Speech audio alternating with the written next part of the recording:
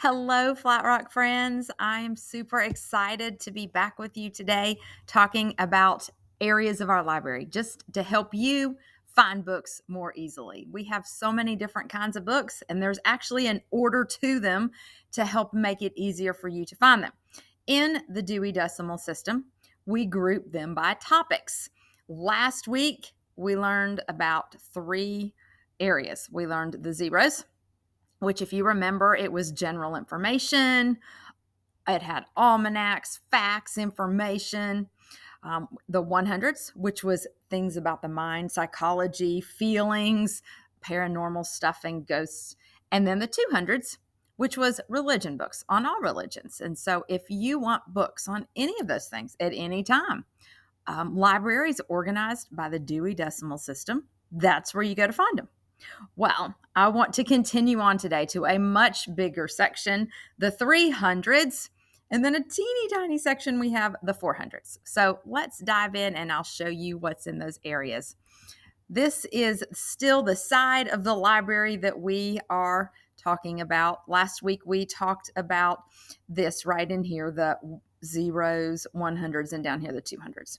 Well, the 300s actually start right here, all the way down here, and then all the way on this next row. So it really runs the whole rest of that wall.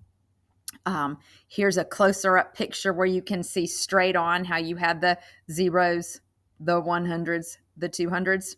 And right next there, you can see the 300s where it starts. And it continues all of those on down to the next row, all the way down to right here. So all of this stuff is the books that we're talking about right now, the 300s.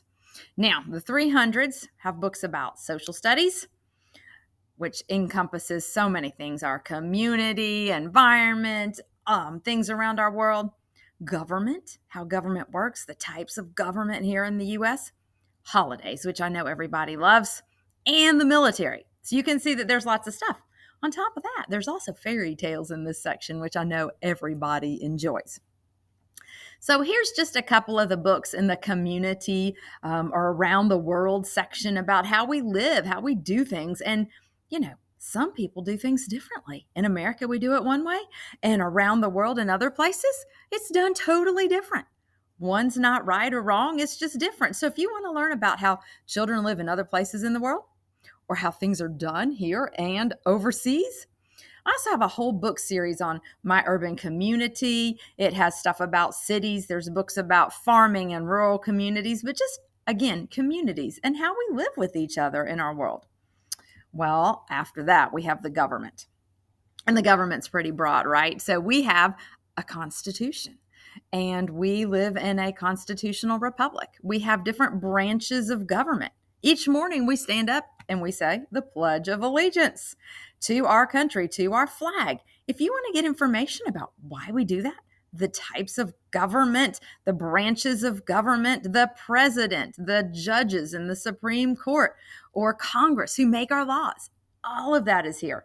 It's all in fun kid books. Even this one, you can look at We the Kids. So I think that you'll enjoy these books. They might sound like, oh, that'd be boring, but they're really fun books written for kids so that you can get facts and information on these topics. Well, next is the military. And you can see that I have this sign out here to make it even easier for you to find the military books, and they're all down in here. There's lots of different ones. And again, these are checked out at times and come back. So if this is something that interests you, always check back because there'll be different books in at different times. Here's just a few of them.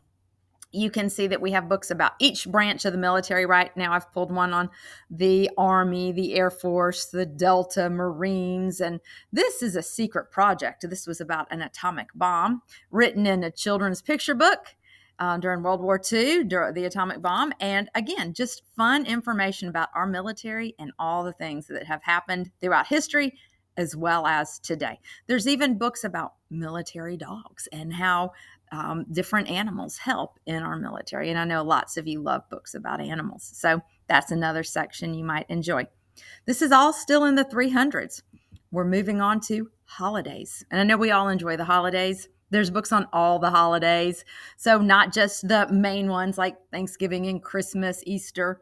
We have Valentine's Day, the 4th of July, St. Patrick's Day, Groundhog Day, and so many more books. So if those are books that you want to read, come right here to the holidays. And here's a few of the ones that I pulled. Halloween's coming up, and then you've got Thanksgiving, Christmas, Easter, and so many others. So they're there in the holiday books.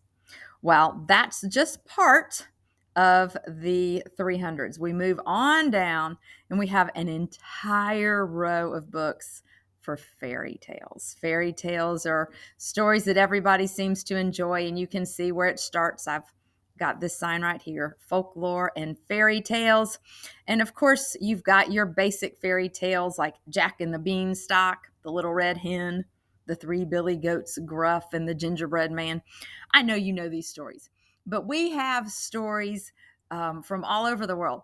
Do you know that most cultures have a Cinderella story? So I, of course, have Cinderella over here, but I have Cinderella stories from other countries and places and how they tell a story that's similar but yet different. But lots of other fairy tales too.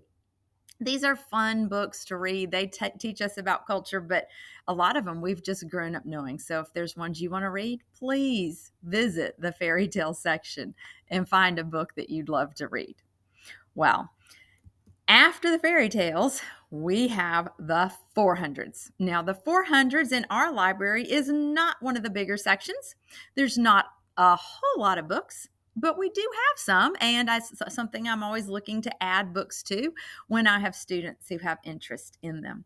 So the 400s is our languages, and this is all the languages. So spoken languages, as well as sign languages, and information about our language here that we study in classrooms, like grammar, punctuation, and idioms, and all that fun stuff. So there's books on those things too.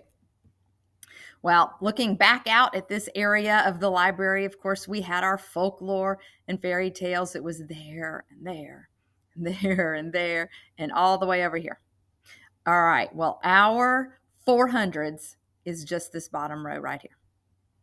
There's still probably 50 books there, but that's where it is. And here's a bit closer up view, just looking down on this area. And you can see one right there. It says sign language. There's about 4 or 5 of them right here that are sign languages and teach you different signs.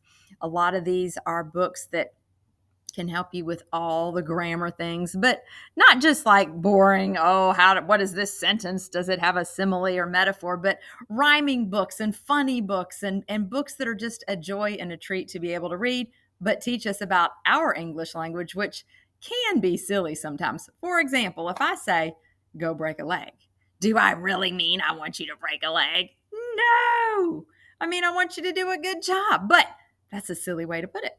Not all languages say silly things like that. So if you want to hear and learn things about English, that's where you might look. And then right over here, I have books. I have a book in Spanish, but then I have books that teach you other languages. I have one for Arabic, Chinese, a couple for Spanish, Italian, French, and more. So if you enjoy learning other languages, or you just want to learn how to say hello in another language, this might be a book you want to get. Here's a few of them that I pulled. Sign languages. What is an idiom? Punctuation. And then this one is called Bilingual Words. It's an English-Spanish book that teaches you 1,000 words in English and Spanish. So if you know English, you can look and see what the Spanish word is for it. And if you know Spanish, you can look and see what the English word is for it. Well, I hope that you have found some books in this area that you'd like to read. Remember that we have now talked about the zeros all the way through the 400s. So as you're looking, make sure you're finding good fit books. That's still important, but find some books that are fun for you. I'll see you next time. Bye-bye.